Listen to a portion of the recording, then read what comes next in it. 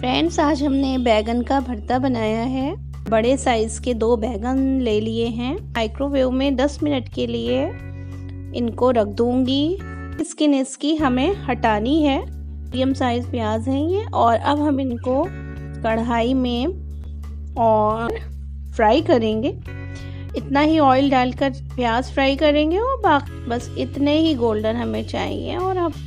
और उसके बाद हम पीसेंगे। स्मूथ पेस्ट इसका बना लेना है। देखिए, और ये मसालों में धनिया है, टेस्ट के अकॉर्डिंग नमक मिर्च है, ये सारी हैं। और काफ़ी देर तक भूनने के बाद देखिए हमने रेडी कर लिया है बैगन।